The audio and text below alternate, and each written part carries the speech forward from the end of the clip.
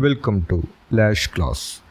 BA English third semester ഡ്രാമയിലെ home എന്ന ചാപ്റ്ററിലെ ക്വസ്റ്റ്യൻ ആൻസേഴ്സ് ആണ് നമ്മൾ നോക്കുന്നത്. ഈ ചാപ്റ്ററിലെ സമ്മറിയുടെയും എക്സ്പ്ലനേഷൻ്റെയും വീഡിയോ സെപ്പറേറ്റ് ആയിട്ട് നമ്മൾ ചെയ്തിട്ടുണ്ട്. അത് പ്ലേലിസ്റ്റിൽ അവൈലബിൾ ആയിരിക്കും. ഇവിടെ നമ്മൾ ഈ ചാപ്റ്ററിലെ short questions, paragraph, essay questions എന്നിവയ്ക്കുള്ള നോട്ട്സ് ആണ് പ്രൊവൈഡ് ചെയ്യുന്നത്. ആദ്യം നമുക്കിതിലെ ഷോർട്ട് ക്വസ്റ്റ്യൻസ് നോക്കാം. What is an aside? എന്താണ് ഒരു അസൈഡ് എന്നതുകൊണ്ട് ഉദ്ദേശിക്കുന്നത്? ഈ പ്ലേക്കകത്ത് ഉപയോഗിച്ചിട്ടുള്ളൊരു ഡ്രാമാറ്റിക് ടെക്നിക്കാണ്. An aside is a monologue delivered by a character directly to the audience. ഒരു ക്യാരക്ടർ ഡയറക്റ്റായിട്ട് ഓഡിയൻസിനോട് സംസാരിക്കുന്നതിനെയാണ് അസൈഡ് എന്ന് പറയുന്നത്. It is unheard by the others on stage and reveals the speaker's inner thoughts and feelings. അങ്ങനെ ഈ character ഓഡിയൻസിനോട് പറയുന്ന കാര്യങ്ങൾ സ്റ്റേജിലുള്ള മറ്റ് ക്യാരക്ടേഴ്സ് കേൾക്കുന്നില്ല, അത് ഓഡിയൻസ് മാത്രമേ കേൾക്കുന്നുള്ളൂ. അതിലൂടെ ഈ ക്യാരക്ടറിൻ്റെ ഫീലിങ്സും തോട്ട്സും ഒക്കെയാണ് എക്സ്പ്രസ് ചെയ്യുന്നത്. Why is Azad jealous of the grease stain? ഇനി അസാദ് എന്തുകൊണ്ടാണ് ആ സ്റ്റെയിനോട് അല്ലെങ്കിൽ ആ സ്റ്റൗവിൻ്റെ മുകളിലുണ്ടായിരുന്ന കറയോട് അസൂയപ്പെടുന്നത്? Azad is jealous of the grease stain on the stove because Roya spends so much time scrubbing it away. അസാദിന് ആ ഒരു സ്റ്റൗവിൻ്റെ മുകളിലത്തെ കറയോട് അസൂയ തോന്നാനുള്ള കാരണം അയാളുടെ വൈഫ് റോയ ഒരുപാട് സമയം ആ കറ തുടച്ചുകൊണ്ട് ചെലവഴിക്കുന്നതുകൊണ്ടാണ്. He feels she gives more attention to the stain than to him. അയാളുടെ വൈഫ് അയാളുടെ കൂടെ സമയം ചെലവഴിക്കുന്നതിനേക്കാൾ കൂടുതൽ ആ സ്റ്റൗവിൻ്റെ മുകളിലുള്ള സ്റ്റെയിൻ ഇങ്ങനെ ക്ലീൻ ചെയ്തുകൊണ്ട് സമയം ചെലവഴിക്കുന്നുണ്ട് എന്നാണ് ആൾ കരുതുന്നത്.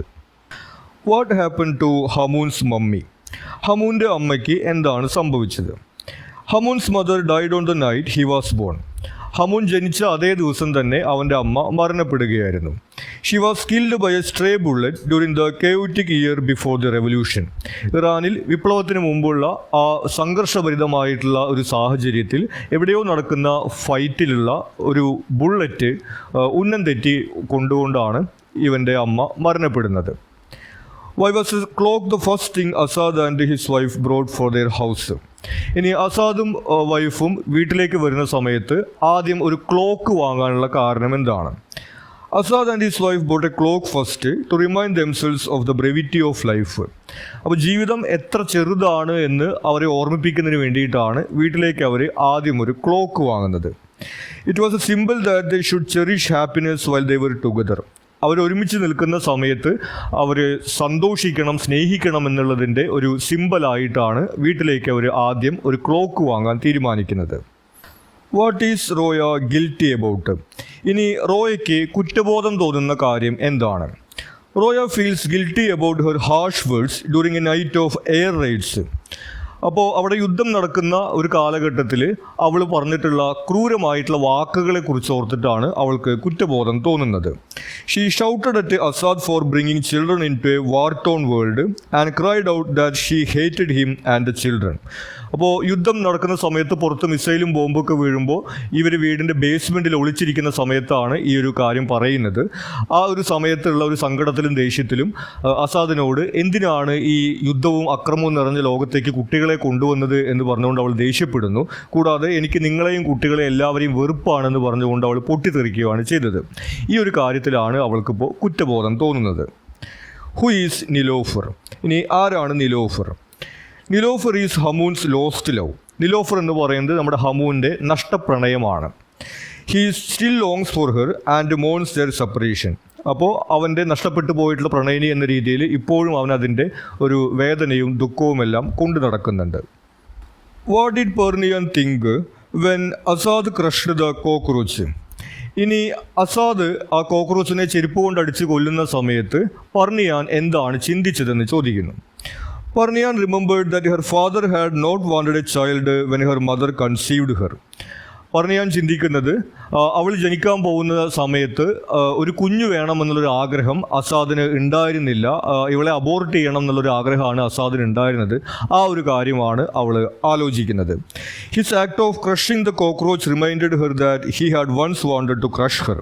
അപ്പോൾ ആ കോക്രോച്ചിനെ അസാദ് കൊല്ലുന്ന സമയത്ത് അവളും ആ കോക്രോച്ചിനെ പോലെ ചെറുതായിട്ടൊരു ഭ്രൂണമായിരിക്കുന്ന സമയത്ത് തന്നെ ഇതുപോലെ കൊല്ലാൻ വേണ്ടി അയാൾ ആഗ്രഹിച്ചിരുന്നല്ലോ എന്നുള്ള ചിന്തയാണ് അവൾക്ക് വരുന്നത്. Name the objects that Hamoon salvaged from the smashed house. ഇനി ആ തകർന്നു പോയ വീട്ടിൽ നിന്ന് ഹമൂൻ എന്തെല്ലാം കാര്യങ്ങളാണ് ഇവിടെ കളക്ട് ചെയ്ത് വയ്ക്കുന്നതെന്ന് ചോദിക്കുന്നു. Hamoon salvaged a fish bowl, a clock, an old television and a family photo album from the ruins of the house. ഒരു ഫിഷ് ബോൾ, ക്ലോക്ക്, അതുപോലെ തന്നെ ഒരു പഴയ ടെലിവിഷൻ, ഫാമിലി ഫോട്ടോ ആൽബം തുടങ്ങിയിട്ടുള്ള കാര്യങ്ങളാണ് പല മുറികൾക്കകത്തു നിന്നായിട്ട് ഹമൂൻ അവിടെ കളക്ട് ചെയ്ത് വയ്ക്കുന്നത്. ഇനി ഇതിൽ പാരഗ്രാഫ് ക്വസ്റ്റ്യൻസ് ആണ്. ആദ്യത്തെ ചോദ്യം, ഹമൂൻസ് ഇൽനെസ്. ഹമൂൻ്റെ അസുഖത്തെക്കുറിച്ചിട്ടാണ് ചോദിക്കുന്നത്. Hamoon suffers from acute lymphocytic leukaemia which is a rare incurable disease. ഹമൂന് ലിംഫോസൈറ്റിക് ലുക്കീമിയ എന്ന് പറയുന്ന ബ്ലഡ് ക്യാൻസറിന് സമാനമായിട്ടുള്ള ഒരു അസുഖമാണുള്ളത്. അത് വളരെ റെയർ ആയിട്ടുള്ള ഇൻക്യൂറബിൾ ആണ്, ചികിത്സിച്ച് ഭേദമാക്കാൻ കഴിയാത്തൊരു അസുഖമാണ്. He went through a lot of painful treatments but his condition is worsening. ഇതിൻ്റെ ഭാഗമായിട്ട് ഒരുപാട് പെയിൻഫുൾ ആയിട്ടുള്ള ട്രീറ്റ്മെൻ്റ് ഒക്കെ അവൻ എടുത്തിട്ടുണ്ടായിരുന്നു. പക്ഷേ അവൻ്റെ ഹെൽത്തിനകത്ത് ഇമ്പ്രൂവ്മെൻ്റ് ഒന്നുമില്ല, അത് മോശമായിക്കൊണ്ടിരിക്കുകയാണ്. He metaphorically describes it as a mind cancer. He explains that it destroys the body and expands the mind. ഇനി അവൻ്റെ അസുഖത്തെ അവൻ വിളിക്കുന്നത് മൈൻഡ് ക്യാൻസർ എന്നാണ്. അതായത് അവൻ്റെ ശരീരം ഇങ്ങനെ ചെറുതായിക്കൊണ്ടിരിക്കുകയും മനസ്സ് ഇങ്ങനെ വലുതായിക്കൊണ്ടുവരികയുമാണെന്ന് അവൻ പറയുന്നു. He is able to understand the feelings and thoughts of his family members after the diagnosis. അവന് ഈ ഒരു അസുഖം വന്നതിന് ശേഷം അവന് കാര്യങ്ങൾ വ്യക്തമായിട്ട് കാണാനും മനസ്സിലാക്കാനൊക്കെ സാധിക്കുന്നുണ്ട്. അവൻ്റെ ഫാമിലി മെമ്പേഴ്സിൻ്റെ തോട്ട്സും ഫീലിങ്സൊക്കെ അവനിപ്പോൾ കൂടുതൽ മനസ്സിലാക്കാൻ സാധിക്കുന്നെന്ന് അവൻ പറയുന്നു. He explains this borrowed perspective metaphorically as being able to enter their minds. അപ്പോൾ ഈ ഒരു അവസ്ഥ വരുന്ന സമയത്ത് അവന് ജീവിതത്തെക്കുറിച്ചിട്ടും അതുപോലെ തന്നെ മറ്റുള്ളവരുടെ ഫീലിങ്സിനെ കുറിച്ചിട്ടൊക്കെ ഒരു ക്ലാരിറ്റിയോടുകൂടി ചിന്തിക്കാൻ പറ്റുന്നുണ്ട്. ഈ ഒരു പെർസ്പെക്റ്റീവിനെയാണ് അവൻ ഈ മൈൻഡ് ക്യാൻസർ എന്ന രീതിയിൽ പറയുന്നത്. അവൻ്റെ ശരീരം ഇങ്ങനെ ചെറുതാവുന്നു, അവൻ്റെ മനസ്സിങ്ങനെ വലുതാവുന്നു എന്ന രീതിയിൽ. He imagines his mind expanding everywhere as a fluid voice after his death. ഇനി അവൻ്റെ മരണശേഷം അവൻ്റെ ഈ മനസ്സിങ്ങനെ വലുതായി ഇവിടെ ഒരു ശബ്ദം പോലെ ആകെ വ്യാപിക്കും എന്നാണ് അവൻ കരുതുന്നത്. How will you consider Home as a play about human regrets? ഇനി ഈ ഒരു പ്ലേനെ ഹ്യൂമൻ റിഗ്രറ്റ്സ്, മനുഷ്യരുടെ കുറ്റബോധങ്ങൾ, പശ്ചാത്താപങ്ങൾ എന്ന ഒരു തീമുമായി നമുക്ക് എങ്ങനെ കണക്ട് ചെയ്യാൻ പറ്റും എന്നാണ് ചോദിക്കുന്നത്. Regret is a central theme in the play. Each character is haunted by a regret that has defined their emotional lives. അപ്പോൾ റിഗ്രറ്റ് എന്ന് പറയുന്നത് ഈ പ്ലേക്കകത്തൊരു പ്രധാനപ്പെട്ട തീമാണ്. ഇതിലെ ഓരോ കഥാപാത്രങ്ങളും ഏതെങ്കിലും തരത്തിലുള്ള റിഗ്രറ്റ് കൊണ്ട് ഒരുപാട് ഇമോഷണൽ പെയിൻ അനുഭവിക്കുന്നതൊക്കെ നമ്മൾ കാണുന്നുണ്ട്. Roya regrets her outburst during an air raid where she condemned Asad and her children. റോയെ സംബന്ധിച്ചിട്ടാണെങ്കിൽ നമ്മൾ നേരത്തെ പറഞ്ഞതുപോലെ ആ ഒരു യുദ്ധത്തിൻ്റെ സമയത്ത് തൻ്റെ ഹസ്ബൻഡിനെയും മക്കളെയൊക്കെ തനിക്ക് വെറുപ്പാണ് എന്ന് പറഞ്ഞിട്ടുള്ള ആ പൊട്ടിത്തെറിച്ചുകൊണ്ട് സംസാരിച്ചിട്ടുള്ള ഒരു സന്ദർഭമുണ്ട്.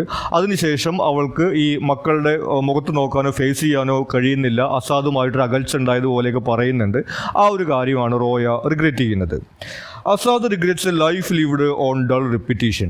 ഇനി അസാദിനെ സംബന്ധിച്ചിട്ടാണെങ്കിൽ ഇങ്ങനെ വെറുതെ വേസ്റ്റ് ആക്കി കളഞ്ഞിട്ടുള്ള ഒരു ജീവിതത്തെക്കുറിച്ചിട്ടാണ് അയാൾ റിഗ്രറ്റ് ചെയ്യുന്നത്. ഇങ്ങനെ ജോലിക്ക് പോകുന്നു, വരുന്നു, ലോൺ അടയ്ക്കുന്നു, ബില്ലടയ്ക്കുന്നു, അങ്ങനെ ഒരു അർത്ഥവുമില്ലാതെ തൻ്റെ ജീവിതം പോയി എന്നുള്ള റിഗ്രറ്റാണ് അസാദിനുള്ളത്. മഹാൻ regrets his decision to leave home and abandon the family he loves. ഇനി മഹാനെ സംബന്ധിച്ചിട്ടാണെങ്കിൽ വീട് വിട്ട് പോവാൻ ഉള്ള തീരുമാനത്തിലാണ് റിഗ്രറ്റ് ഉള്ളത്. ഇനി വീട് വിട്ട് പോകാൻ പറ്റാതാവുന്ന സമയത്ത് പോകാൻ പറ്റാത്ത കാര്യത്തിലും അവൻ റിഗ്രറ്റ് ചെയ്യുന്നു. Parnian regrets her decision to abort pregnancy. ഇനി പർണിയാനെ സംബന്ധിച്ചിട്ട് അബോർഷൻ ചെയ്യേണ്ടി വന്ന കാര്യമാണ് അവൾ റിഗ്രറ്റ് ചെയ്യുന്നത്. Each character believes that the house started to shrink when they made a regretful decision. ഇത് കൂടാതെ നമുക്ക് റിഗ്രറ്റ് ഒരു സിമ്പിളായിട്ട് കാണാൻ കഴിയുന്നത് ഇതിലെ ഓരോ ക്യാരക്ടേഴ്സും ഈ വീട് ചെറുതാവാൻ തുടങ്ങിയത് അവരുടെ ഒരു റിഗ്രറ്റ്ഫുൾ ഡിസിഷൻ്റെ ഭാഗമായിട്ട് എന്ന രീതിയിലാണ്. ഇപ്പോൾ റോയ വിചാരിക്കുന്നത് ആ TV താളുടെ കൂടെ ഓടിപ്പോവാൻ തീരുമാനിച്ചപ്പോഴാണ് വീട് ചുരുങ്ങാൻ തുടങ്ങിയതെന്നാണ്. അസാദ് ചിന്തിക്കുന്നത് അയാൾ വീട് വിട്ട് പോകാൻ തീരുമാനിച്ചപ്പോഴെന്നും, അതുപോലെ തന്നെ പർണിയാൻ വിചാരിക്കുന്നത് അവൾ അബോർഷൻ ചെയ്യാൻ തീരുമാനിച്ച സമയത്ത് എന്നും, മഹാനെ സംബന്ധിച്ചിട്ടും അതുപോലെ വീട് വിട്ട് പോകാൻ തീരുമാനിച്ച സമയത്തെന്ന രീതിയിലാണ് കാണുന്നത്. അപ്പോൾ ഇത്തരത്തിൽ ഓരോ ക്യാരക്ടേഴ്സും അവരുടെ ആ ഒരു റിഗ്രറ്റ്ഫുൾ ഡിസിഷൻ്റെ ഭാഗമായിട്ടാണ് വീട് ഇങ്ങനെ ചുരുങ്ങി വരുന്നത് എന്ന രീതിയിൽ ചിന്തിക്കുന്നു. Therefore, regret is a major theme in the play, showing how life choices trap individuals within emotional confinement. അപ്പോൾ അത്തരത്തിൽ ഈ റിഗ്രറ്റ് എന്ന് പറയുന്നത് ഈ പ്ലേക്കകത്തുള്ളൊരു പ്രധാനപ്പെട്ട തീമാണ്. ഇതുപോലെ നമ്മളെടുക്കുന്ന ഓരോ ചോയ്സുകളും അതുമായിട്ടുണ്ടാകുന്ന ചിന്തകളും നമ്മളെ വൈകാരികമായിട്ട് എങ്ങനെ ബാധിക്കുന്നു എന്നുള്ള കാര്യമൊക്കെ ഈ പ്ലേക്കകത്ത് അവതരിപ്പിക്കുന്നു. Comment on the character of Mahan. ഇനി മഹാന്റെ ക്യാരക്ടറിനെ കുറിച്ചിട്ടാണ് ചോദിക്കുന്നത്. Mahan is portrayed as lonely, intelligent and little eccentric. മഹാനെ നമ്മൾ ഈ പ്ലേയിൽ കാണുന്നത് ഒരു ഒറ്റപ്പെട്ടിട്ടുള്ള, അതുപോലെ തന്നെ അത്യാവശ്യം ഇൻ്റലിജൻറ്റ്, നല്ല ബുദ്ധിയൊക്കെയുള്ള, എന്നാൽ കുറച്ച് എക്സെൻട്രിക് ആയിട്ടുള്ള, കുറച്ച് ബുദ്ധി കൂടി പോയതുപോലെയും നമ്മൾ മഹാൻ്റെ ക്യാരക്ടറിൽ കാണുന്നുണ്ട്. He is deeply retrospective as he over things life, love and escape. എപ്പോഴും ഇങ്ങനെ ചിന്തിച്ചുകൊണ്ടിരിക്കുന്ന ഒരു ക്യാരക്ടറായിട്ടാണ് മഹാൻ നമ്മൾ കാണുന്നത്. ഓവർ തിങ്ക് ചെയ്യുന്ന രീതിയിൽ അവൻ ജീവിതത്തെക്കുറിച്ചും അവൻ്റെ പ്രണയത്തെക്കുറിച്ചും എല്ലാം അങ്ങനെ ഓവർ തിങ്ക് ചെയ്യുന്നതായിട്ട് നമ്മൾ കാണുന്നു. He സഫേഴ്സ് from A sense of alienation. He feels invisible and unwanted as A middle child. ഇനി അവന് ഒരു ഏലിയനേഷൻ അല്ലെങ്കിൽ ഒറ്റപ്പെടലാണുള്ളത്. അവൻ കരുതുന്നത് അവനൊരു മിഡിൽ ചൈൽഡ്, ഈ നടുക്കുള്ള കുട്ടി എന്നുള്ള രീതിയിൽ അവനോട് ആർക്കും പ്രത്യേകിച്ച് സ്നേഹമൊന്നുമില്ല, അവനെ ആർക്കും വേണ്ട എന്നുള്ളൊരു തോന്നലൊക്കെ അവനുള്ളതായിട്ട് നമ്മൾ കാണുന്നു. His obsession with the number 15 also shows how he felt invisible as an average student. പിന്നെ അവനിൽ നമ്മൾ കാണുന്നത് അവൻ്റെ ഈ 15 എന്ന് പറയുന്ന നമ്പറുമായിട്ടുള്ള ഒബ്സഷനാണ്. ഒരു 15er എന്നാണ് അവൻ സ്വയം വിശേഷിപ്പിക്കുന്നത്. അതായത് അവന് സ്കൂളിൽ പഠിക്കുന്ന സമയത്ത് കിട്ടിയിരുന്ന മാർക്കുകളാണ്. ഒരു ആവറേജ് സ്റ്റുഡൻ്റായിട്ട് അവൻ ഉണ്ടായിരുന്നത് കൊണ്ട് അവനാരും പ്രത്യേകമായിട്ട് ശ്രദ്ധിക്കുന്നില്ല, അവനെ ആരും കാണുന്നില്ല എന്നുള്ളൊരു ഫീലിംഗ് ആണ് അവന് ഉണ്ടായിരുന്നത്. He studies hard to overcome the invisibility, but it leads to him being excluded as eccentric. അപ്പോൾ അവനൊരു ആവറേജ് ആയതുകൊണ്ട് ആരും ശ്രദ്ധിക്കുന്നില്ല എന്നുള്ളൊരു ഒറ്റപ്പെടലിൻ്റെ തോന്നൽ കൊണ്ടാണ് അവനിങ്ങനെ നന്നായി പഠിക്കാൻ വേണ്ടി തീരുമാനിക്കുന്നത്. പക്ഷെ നന്നായി പഠിച്ചപ്പോൾ സംഭവിക്കുന്നത് അവനിങ്ങനെ ഓവർ തിങ്ക് ചെയ്തിട്ട് ഇങ്ങനെ ഫിലോസഫിക്കലായിട്ടൊക്കെ സംസാരിക്കുന്ന ഒരാളായിട്ട് മാറുന്നതാണ്. അപ്പോഴും ഇതുപോലെ അവനെ ആരും കൂട്ടത്തിൽ കൂട്ടാതെ അവനിങ്ങനെ ഒറ്റപ്പെട്ടു പോകുന്നത് തന്നെ നമ്മൾ കാണുന്നു. His obsessive reasoning and erratic thoughts suggest a possible psychological instability. ഇനി ഇത് കൂടാതെ അവൻ്റെ സൈക്കോളജിക്കൽ ഇൻസ്റ്റേബിൾ ആണ് എന്നുള്ളൊരു സൂചന കൂടി നമ്മൾ ഇവൻ്റെ ക്യാരക്ടറിൽ കാണുന്നുണ്ട്. പ്രത്യേകിച്ചും ആ ബലൂണൊക്കെ വീർപ്പിച്ചിട്ട് അതിൽ കയറിയിട്ട് നാട് വിട്ടു പോവാം എന്നുള്ള രീതിയിലൊക്കെ അവൻ ചിന്തിക്കുന്നത്. പിന്നെ അവൻ നേരത്തെ പറഞ്ഞതുപോലെ ഇങ്ങനെ ഫിലോസഫിക്കലായിട്ട് സംസാരിക്കുന്നതൊക്കെ അവൻ ഈ ഷീസോഫ്രീനിയ എന്ന് പറയുന്ന ഒരു സൈക്കോളജിക്കൽ ഇൻസ്റ്റെബിലിറ്റി ഉള്ളതായിട്ട് നമുക്ക് കാണാൻ കഴിയുന്നു. Mahan becomes a figure of lost youth and unfulfilled dreams. He represents the modern human struggle between logic, love and belonging. അപ്പോൾ മഹാനിൽ നമ്മൾ കാണുന്നത് ഇങ്ങനെ സ്വപ്നങ്ങളൊക്കെ നഷ്ടപ്പെട്ടു പോയിട്ടുള്ള ഒരു യുവാവിനെയാണ്. ഇത്തരത്തിൽ പുതിയ കാലഘട്ടത്തിൽ ഈ ഒരു കുടുംബം, സ്നേഹം, ഉത്തരവാദിത്തം തുടങ്ങിയിട്ടുള്ള ഈ കാര്യങ്ങളിൽ കൊണ്ട് സ്ട്രഗിൾ ചെയ്യുന്ന ഒരു ആൾ എന്നുള്ള രീതിയിലാണ് നമ്മൾ മഹാനെ കാണുന്നത്. Analyze how the play connects personal histories with national politics. ഇനി ഈ പ്ലേക്കകത്ത് പേഴ്സണൽ ഹിസ്റ്ററിയും നാഷണൽ പൊളിറ്റിക്സും എങ്ങനെയാണ് കണക്ട് ചെയ്യുന്നതെന്ന് ചോദിക്കുന്നു. The play connects personal histories and national politics to show how individual lives are affected by public events. അപ്പോൾ ഈ പ്ലേക്കകത്ത് നമുക്ക് ഈ പേഴ്സണൽ ഹിസ്റ്ററീസും നാഷണൽ പൊളിറ്റിക്സും കണക്റ്റഡ് ആയിട്ട് കാണാം. അതിലൂടെ ഈ പബ്ലിക് ഇവൻറ്റ്സ് അല്ലെങ്കിൽ ഈ പൊതുസമൂഹത്തിലുണ്ടാകുന്ന കാര്യങ്ങൾ വ്യക്തികളെ എങ്ങനെയാണ് ബാധിക്കുന്നത് എന്ന രീതിയിലേക്കുള്ള ഒരു ചിത്രം നമുക്ക് നൽകുന്നു. Personal experiences of the characters are shaped by Iran's turbulent socio-political history. ഇതിൽ ഓരോ ക്യാരക്ടറിൻ്റെയും ഹിസ്റ്ററിയിൽ നമ്മൾ ഈ ഇറാനിലെ രാഷ്ട്രീയ സാമൂഹ്യ ചരിത്രത്തിൻ്റെ ഓരോ ഇടപെടലുകൾ ഉള്ളതായിട്ട് നമുക്ക് കാണാൻ കഴിയും. Hamoon's mother's death by stray bullet during revolutionary unrest reflects how political violence invades domestic life. അതിൻ്റെ എക്സാമ്പിളായിട്ട് നമ്മൾ കാണുന്നത് ഹമൂൻ്റെ അമ്മ മരണപ്പെടുന്നതാണ്. ആ വിപ്ലവത്തിൻ്റെ ആ സംഘർഷഭരിതമായിട്ടുള്ള സാഹചര്യത്തിൽ ഒരു സ്ട്രേ ബുള്ളറ്റ് കൊണ്ടാണ് ഹമൂൻ്റെ അമ്മ മരണപ്പെടുന്നത് നമ്മൾ കണ്ടിരുന്നു. അപ്പോൾ ഇത്തരത്തിൽ ഈ നാഷണൽ പൊളിറ്റിക്സ് എങ്ങനെയാണ് വ്യക്തികളുടെ ജീവിതത്തിനെ ബാധിക്കുന്നത് എന്നുള്ളത് നമ്മൾ കാണുന്നു. Roya's outburst during a moment of despair occurs during wartime air raids, linking private breakdown to collective trauma. ഇതുകൂടാതെ റോയയുടെ റിഗ്രറ്റ് ആയിട്ടുള്ള ഈ ഹസ്ബൻഡിനോടും മക്കളോടും ഇങ്ങനെ ദേഷ്യപ്പെട്ട് സംസാരിക്കുന്ന ആ ഒരു സംഭവം നടക്കുന്നത് യുദ്ധത്തിൻ്റെ ആ ഒരു സമയത്ത് തന്നെയാണ്. അപ്പോൾ യുദ്ധം സമ്മാനിക്കുന്ന ഈ ട്രോമ എങ്ങനെയാണ് വ്യക്തികളെയും വ്യക്തികളുടെ ബന്ധങ്ങളെയും ഒക്കെ ബാധിക്കുന്നുള്ള ഒരു ചിത്രവും നമുക്കവിടെ കാണാൻ കഴിയുന്നു.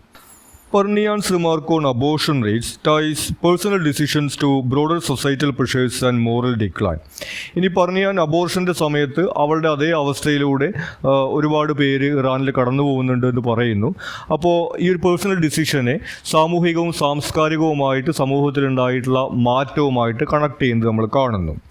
The police questioning Hamoon and Nilofer for sitting together in public exposes a control of social morality by political authority. ഇനി ഹമൂനും നിലോഫറും പാർക്കിലിരിക്കുന്ന സമയത്ത് പോലീസ് പിടിച്ചുകൊണ്ടുവന്നൊരു സംഭവത്തെക്കുറിച്ച് പറയുന്നു. അപ്പോൾ അവിടെയും ആ നാട്ടിലുണ്ടായിട്ടുള്ള രാഷ്ട്രീയ മാറ്റങ്ങൾ ഈ വ്യക്തികളുടെ ജീവിതവുമായിട്ട് ബന്ധപ്പെടുന്നത് നമ്മൾ കാണുന്നു. The play blurs boundary between private memory and national history. അത്തരത്തിൽ ഈ വ്യക്തികളുടെ ഓർമ്മകളും അതുപോലെ തന്നെ രാജ്യത്തിൻ്റെ ചരിത്രവും തമ്മിലുള്ള ആ ഒരു ലൈൻ ചെറുതാവുന്നതാണ് നമ്മൾ ഈ പ്ലേക്കകത്ത് കാണുന്നത്. It shows how political events shape personal destinies and emotional wounds.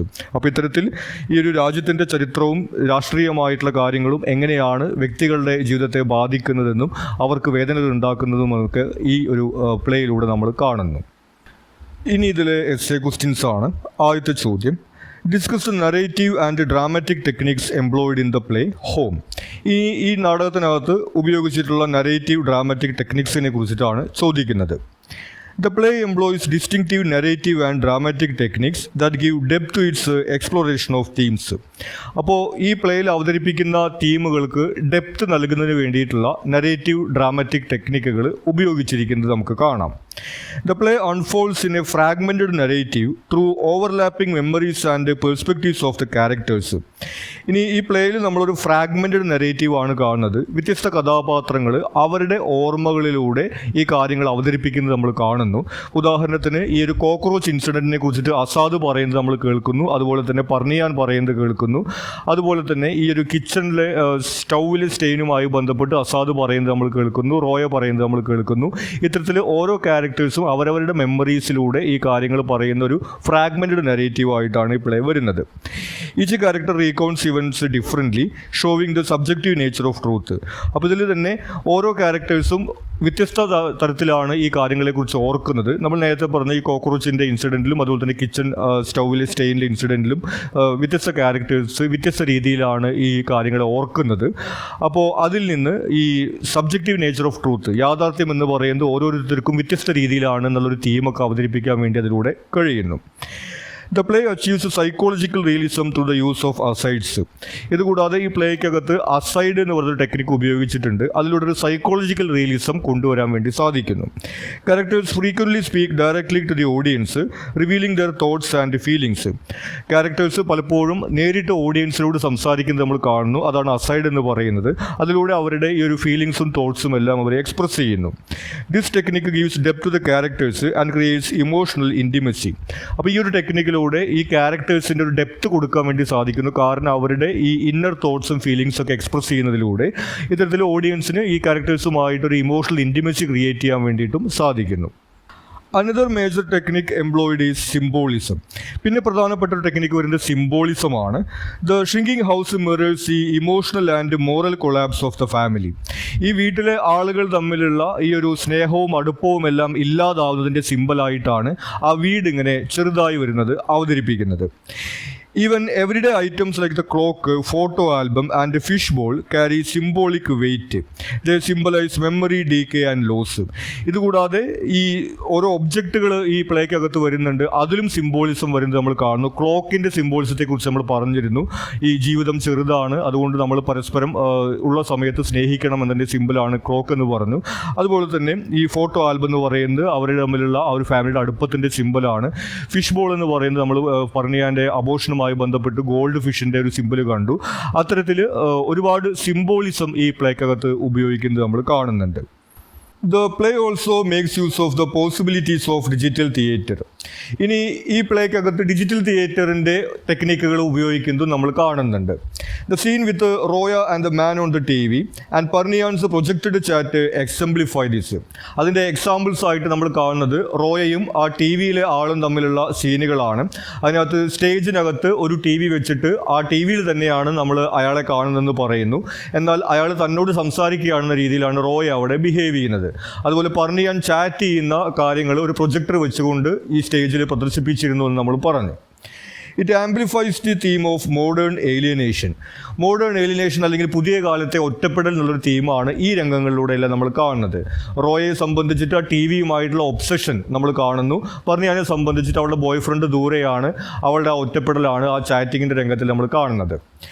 These techniques give depth both the characters and the exploration of themes. അപ്പോൾ ഈ ടെക്നിക്കുകൾ നമ്മൾ നേരത്തെ പറഞ്ഞിട്ടുള്ള അസൈഡ്, സിംബോളിസം, അതുപോലെ തന്നെ ഈ ഒരു ഡിജിറ്റൽ തിയേറ്ററിൻ്റെ ടെക്നിക്കുകൾ തുടങ്ങിയവയിലൂടെയെല്ലാം ഈ ക്യാരക്ടേഴ്സിനും അതുപോലെ തന്നെ ഇതിൽ അവതരിപ്പിക്കുന്ന തീമിനും ഡെപ്ത് കൊടുക്കുന്നതായിട്ട് നമ്മൾ കാണുന്നു. The create layered exploration of memory, regret and identity within A domestic setting.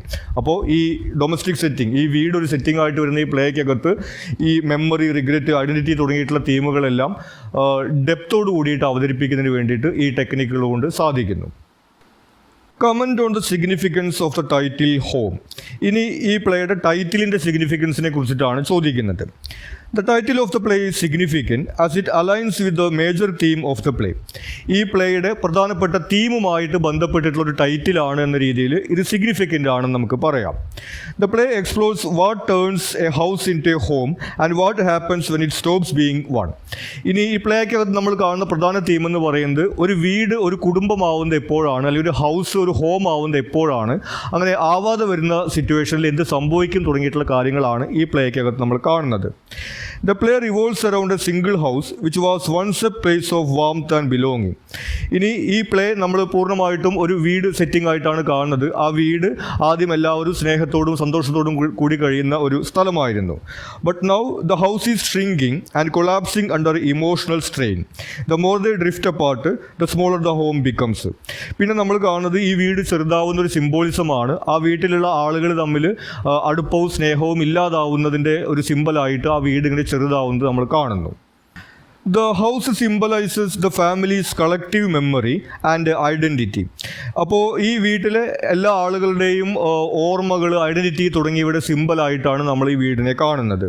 It's gradual shrinking reflects emotional distance, moral decay and disconnection between family members. പിന്നെ നമ്മൾ നേരത്തെ പറഞ്ഞതുപോലെ ആ വീട് ചെറുതാവുന്ന ആ സിമ്പലിൽ നമ്മൾ കാണുന്നത് ഇവർ തമ്മിലുള്ള ഇമോഷണൽ അറ്റാച്ച്മെൻറ്റ് ഒക്കെ ഇല്ലാതാവുന്ന അതിൻ്റെ സിമ്പലായിട്ടാണ്. Apart from the setting, the house is also connected with the significant events in the narrative. ഇനി ഈ സെറ്റിങ്ങിന് അപ്പുറത്ത് ഈ കഥയിലെ ഓരോ സന്ദർഭങ്ങളുമായിട്ട് കൂടി ഈ വീട് ബന്ധപ്പെട്ടിരിക്കുന്നത് നമുക്ക് കാണാൻ സാധിക്കും. Hamoon's birth, his mother's death and even his own demise coincide with the mortgage payments of the house. Hamoon ജനിക്കുന്നത്, ഹമൂൻ്റെ അമ്മ മരണപ്പെടുന്നത്, അതുപോലെ തന്നെ അവസാനം ഹമൂൺ തന്നെ മരണപ്പെടുന്ന ആ ഒരു സിറ്റുവേഷൻ എല്ലാം തന്നെ ആ വീടിൻ്റെ മോർട്ട്ഗേജ് അല്ലെങ്കിൽ ലോൺ അടയ്ക്കുന്ന ുമായിട്ട് ബന്ധപ്പെട്ടതായിട്ട് നമ്മൾ കാണുന്നുണ്ട്. ലോണ് ആദ്യത്തെ അടവടയ്ക്കുന്ന സമയത്താണ് ഹമൂൻ ജനിക്കുന്നതും അവൻ്റെ അമ്മ മരണപ്പെടുന്നതും, അതുപോലെ ലോണ് അവസാനത്തെ അടവടച്ച ദിവസമാണ് ഹമൂൻ മരണപ്പെടുന്നത് നമ്മൾ കാണുന്നത്. അത്തരത്തിൽ ഈ സ്റ്റോറിയുമായിട്ട്, നരേറ്റീവായിട്ട് കൂടി ഈ ഹൗസ് ബന്ധപ്പെട്ട് കിടക്കുന്നത് നമ്മൾ കാണുന്നു. The desire of the characters to leave the house reflects how it no longer feels like home to them. ഇനി ഇതിലെ പല ക്യാരക്ടേഴ്സും വീട് വിട്ട് പോകാൻ വേണ്ടിയിട്ട് തീരുമാനിക്കുന്നുണ്ട്. അതെല്ലാം തന്നെ ഈ ഹൗസ് ഇപ്പോൾ ഒരു ഹോം അല്ല എന്നതിൻ്റെ സിമ്പിളായിട്ടാണ് നമ്മൾ കാണുന്നത്. Azad, Roya and Mahan grapple with thoughts of abandoning the house as it has lost its meaning of belonging. ഇതിനകത്ത് അസാദ്, റോയ, അതുപോലെ തന്നെ മഹാൻ എന്നിവരെല്ലാം തന്നെ വീട് വിട്ട് പോകാൻ വേണ്ടി തീരുമാനിക്കുന്നത് നമ്മൾ കാണുന്നു. അപ്പോൾ അവിടെ എല്ലാം തന്നെ ഈ വീട് ഇപ്പോൾ അവർക്കൊരു ഹോം അല്ല എന്നതിൻ്റെ ഒരു സിമ്പിളായിട്ടാണ് നമ്മൾ കാണുന്നത്. Therefore, the title home is a significant element of the play. അത്തരത്തിൽ ഈ പ്ലേയുടെ ഒരു പ്രധാനപ്പെട്ട എലിമെൻ്റ് ആണ് ഇതിൻ്റെ ടൈറ്റിൽ എന്ന് നമ്മൾ കാണുന്നു. It directly aligns with the place exploration of its major theme. ഈ പ്ലേയുടെ പ്രധാനപ്പെട്ട തീമുമായിട്ട് കണക്റ്റഡ് ആണ് ഇതിൻ്റെ ടൈറ്റിൽ എന്നാണ് നമ്മൾ കാണുന്നത്. ഇനി ഇതിലെ last question, explore the role of memory in the play Home. ഇനി ഈ പ്ലേക്കകത്ത് മെമ്മറിയുടെ റോളിനെ കുറിച്ചിട്ടാണ് ചോദിക്കുന്നത്. Memory plays a major role in the play home. It is significant in both its narrative structure and thematic exploration. ഇനി ഈ പ്ലേക്കകത്ത് memory പ്രധാനപ്പെട്ട role വഹിക്കുന്നുണ്ട്. അത് ഇതിൻ്റെ നരേറ്റീവ് സ്ട്രക്ചറുമായിട്ടും അതുപോലെ തന്നെ തീമുമായിട്ടും ബന്ധപ്പെട്ട് കിടക്കുന്നത് നമ്മൾ കാണുന്നു. The play is built on memories through monologues, flashbacks and reflections that shape its fragmented narrative. ഇനി ഈ പ്ലേക്കകത്ത് ഒരു ഫ്രാഗ്മെൻറ്റഡ് നരേറ്റീവ്സ് ആണുള്ളത്. വ്യത്യസ്ത കഥാപാത്രങ്ങളുടെ ഓർമ്മകൾ അവർ പങ്കുവയ്ക്കുന്നതിലൂടെയാണ് ഈ സ്റ്റോറി ഇങ്ങനെ അവതരിപ്പിക്കപ്പെടുന്നത് നമ്മൾ കാണുന്നത്. This structure reveals subjective nature of reality. അപ്പോൾ ഈ ഒരു സ്ട്രക്ചറിൻ്റെ സവിശേഷത നമ്മൾ പറഞ്ഞു, ഒരേ ഇൻസിഡൻറ്റ് തന്നെ പല ക്യാരക്ടേഴ്സ് വ്യത്യസ്ത രീതിയിലാണ് ഓർത്തെടുക്കുന്നത്. എക്സാമ്പിളായിട്ട് നമ്മൾ കോക്രോച്ച് ഇൻസിഡൻറ്റിനെ കുറിച്ച് പറഞ്ഞു, അസാദ് ഓർക്കുന്നതും പർണിയാൻ ഓർക്കുന്നതും വ്യത്യസ്ത രീതിയിലാണ്. അപ്പോൾ ഇത്തരത്തിൽ ഓരോരുത്തർക്കും അവരവരുടേതായിട്ടുള്ള യാഥാർത്ഥ്യങ്ങളാണ് ഉള്ളത് എന്നുള്ള തീമൊക്കെ ഈ ഒരു ഫ്രാഗ്മെൻറ്റഡ് നരേറ്റീവ്സിലൂടെയും മെമ്മറിയിലൂടെയും അവതരിപ്പിക്കാൻ വേണ്ടി സാധിക്കുന്നുണ്ട്. Each character is defined by what they remember and regret. ഇനി ഇതിലെ ഓരോ ക്യാരക്ടറും അവരെന്തെല്ലാം കാര്യങ്ങൾ ഓർക്കുന്നു, എന്തെല്ലാം കാര്യത്തിൽ അവർ പശ്ചാത്തപിക്കുന്നു എന്നുള്ള കാര്യം ഒരുപാട് അഫക്റ്റ് ചെയ്യപ്പെടുന്ന രീതിയിലാണ് നമ്മൾ കാണുന്നത്. Memory becomes A form of suffering as A characters are trapped in loops of recollection. ഓരോ ക്യാരക്ടേഴ്സിനും മെമ്മറി ഒരു സഫറിങ് ആയിട്ട് വരുന്നത് നമ്മൾ കാണുന്നു. പ്രത്യേകിച്ചും റോയയ്ക്ക്, അസാദിന്, അതുപോലെ തന്നെ പർണിയാന്, ഹമൂന്, എല്ലാവർക്കും ആരെയെങ്കിലും നഷ്ടപ്പെട്ടതിൻ്റെ അല്ലെങ്കിൽ റിഗ്രറ്റ്ഫുൾ ആയിട്ടുള്ള എന്തെങ്കിലും ചെയ്തതിൻ്റെയോ ഒക്കെ മെമ്മറീസ് ഉണ്ട്. അതവരെ വല്ലാത്ത രീതിയിൽ അഫക്റ്റ് ചെയ്യുന്നതൊക്കെ നമ്മൾ കാണുന്നുണ്ട്. പേഴ്സണൽ മെമ്മറീസ് ഓവർലാപ്പ് വിത്ത് നാഷണൽ മെമ്മറീസ്. ഇതുകൂടാതെ ഈ വ്യക്തികളുടെ ഓർമ്മയും ഒരു രാജ്യത്തിൻ്റെ ഓർമ്മയും തമ്മിൽ ബന്ധപ്പെട്ട് കിടക്കുന്നതും നമ്മൾ കാണുന്നു. The remember revolution, war and social repression. ഇനി ഇതിലെ കഥാപാത്രങ്ങളെല്ലാം ഇതിവിടെ യുദ്ധം, അതുപോലെ തന്നെ വിപ്ലവം, അതുപോലെ തന്നെ ഈ സാമൂഹിക അടിച്ചമർത്തൽ തുടങ്ങിയിട്ടുള്ള കാര്യങ്ങൾ ഉണ്ടായതിനെ കുറിച്ചിട്ടൊക്കെ ഓർക്കുന്നുണ്ട്. അത് അവരുടെ ലൈഫുമായിട്ട് ഡയറക്റ്റ്ലി ബന്ധപ്പെട്ട് വരുന്നതൊക്കെ നമ്മൾ കാണുന്നു. നമ്മൾ ഹമൂൻ്റെ അമ്മ മരണപ്പെടുന്നതൊക്കെ അതിൻ്റെ എക്സാമ്പിളായിട്ട് പറയാവുന്നതാണ്.